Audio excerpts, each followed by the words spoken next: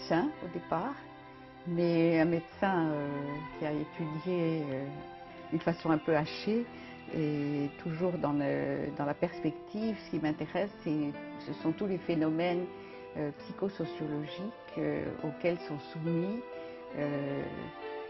notre génération en particulier, qui a vécu des transformations extraordinaires de la société et des rôles individuels. Alors j'ai travaillé surtout dans les associations, dans la formation. Moi j'ai été, par exemple, à l'école des parents et des éducateurs, j'ai été la première qui a fait les formations, qui est en charge des formations pour les conseillères conjugales et familiales.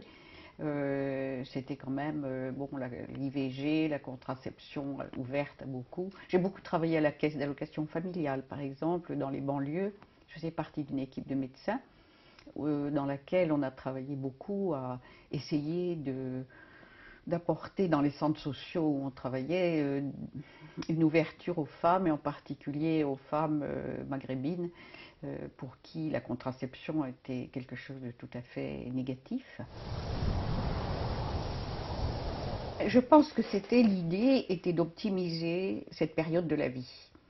L'optimiser dans tous les sens du terme, et déjà c'était très clair pour moi que il y avait un danger, c'était de s'enfermer dans la famille, en particulier pour les femmes qui se jettent dans la grand-parentalité et qui oublient de continuer à participer à la vie sociétale, et d'une manière utile. Hein. Je ne parle pas uniquement d'aller jouer aux cartes ou de voyager, mais de s'investir d'une certaine façon à l'aller du temps, enfin, dans la société.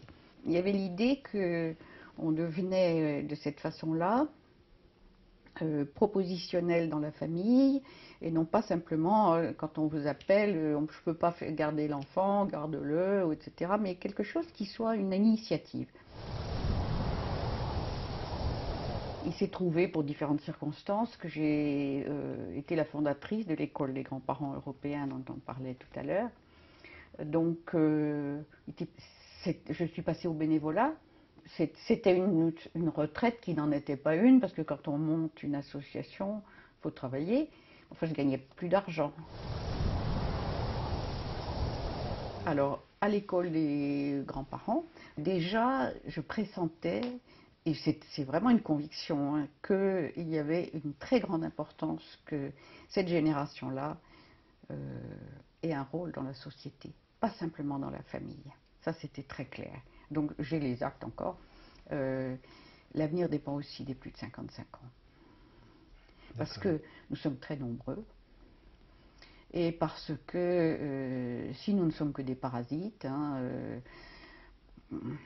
retirer chacun dans son coin, essayer d'avoir le plus d'avantages possible, et qu'on nous fournisse le guignol, les loisirs et les médicaments, la société est foutue, elle va être écrasée par cette génération, c'est une horreur.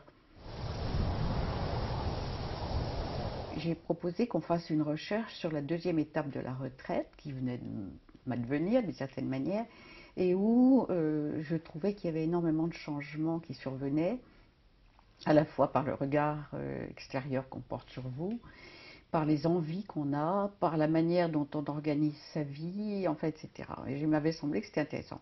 Ça a eu un écho à l'école des grands-parents. Je n'étais plus présidente, mais ça a eu un écho. Il y a eu une cinquantaine des membres ou d'anciennes collègues qui avaient vieilli aussi, qui ont dit on va amorcer un travail là-dessus. Alors on a fait une recherche pendant 1 an et demi, par petits groupes, sur les sujets qui nous paraissaient particulièrement toucher cet âge.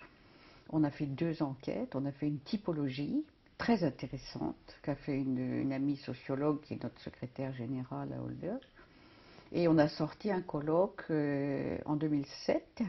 Moi, j'ai proposé à un petit groupe qui avait participé activement à ce colloque qu'on passe à quelque chose de concret par rapport à l'étude des années en plus, les 20 ans de l'allongement de la vie, qu'est-ce qu'on en faisait, à quoi que ça signifiait, comment on peut être utile, quel sens ça a de vivre comme ça, qu'est-ce qu'on en fait. Et on a fondé Hold Up avec une équipe de gens âgés. Tant que le vieux n'est pas malade, il est un adulte qui a perdu un certain nombre de ses capacités peut-être, mais qui est rempli de possibilités, de potentialités, d'énergie, de capacités de créativité. Il est comme, je pense, et en plus il est libre.